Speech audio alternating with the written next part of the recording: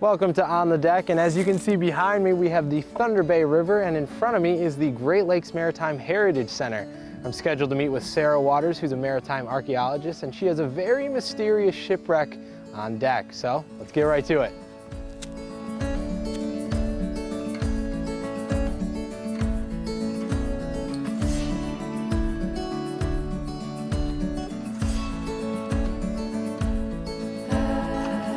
Well, if it isn't the lovely Sarah Waters. Sarah, how are you? Very well. Welcome to the Great Lakes Maritime Heritage Center. What a lovely place for shipwrecks and exploration, and also a lovely ship right behind us. Yes, this was modeled after the Cornelia Windiate. I know I have a personal connection to this ship because it was made in Wisconsin. I do too. I used to live in Wisconsin. I was the curator at the Wisconsin Maritime Museum, which is in Manitowoc, Wisconsin, where the Windiate was built. Well, you are the perfect person to talk to about this ship, but let's get right to it. Let's go exploring. Sounds good. The Cornelia Windiate was launched in 1874 by Thomas Windiate. The ship was a three-mast wooden schooner that navigated throughout the Great Lakes, carrying precious cargo from port to port. Whoa, whoa. Gotta watch my footing here. Definitely. It's a little shaky. I really feel like I'm on the ship though. It's got that movement. Yep. You know. I'm also feeling a little queasy, but. Okay, take care. There's a bucket right there. Oh, perfect. But so tell me a little bit about the purpose of this ship. I mean, it really feels like we're on it. What was it doing out on Lake Michigan and Lake Huron? Why was it going back and forth? Yeah, so the Windiate was a canal schooner, and basically it was hauling bulk cargo. So you can think of it as like a semi-trailer, tractor trailer of the day, being able to move these big quantities of grain. In particular, the Windiate was hauling wheat.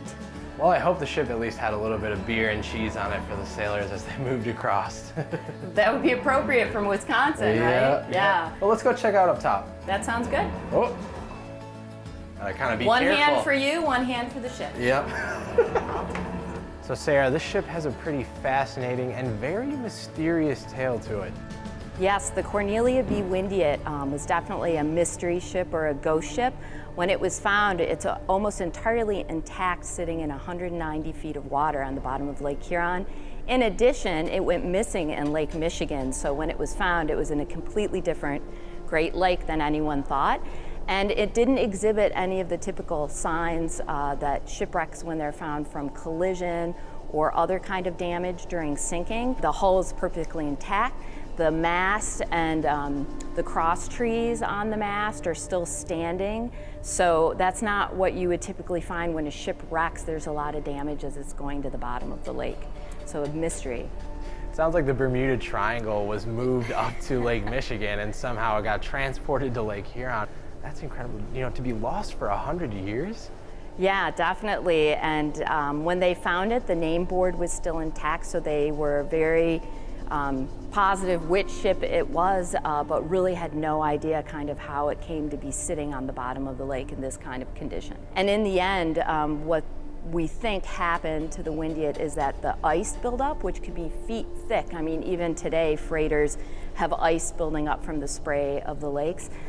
Built up so heavy, it pretty much encased the entire top of the ship and made it so heavy that it sank. So the theory is that the weight of the ice pushed it under, and then the cargo that the Windiate was carrying was wheat, and it was actually filled in completely to capacity in the hull. It was carrying 21,000 bushels, which is over what it was rated to carry.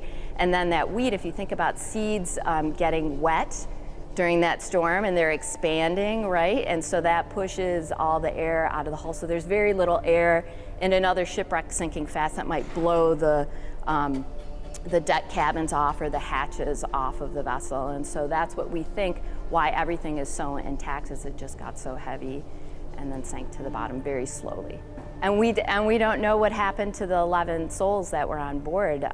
Many shipwrecks, pieces of the wreck or the people that died would wash ashore where they tried to escape by the lifeboat, but the lifeboat is still there next to the wreck, and no human remains are at the wreck site, so we don't know. They clearly perished, but we don't know what became of them. So Sarah, for us non-scuba divers, obviously this is a great way to come check out the Windiate, but I know for advanced scuba divers, this is a pretty technical dive.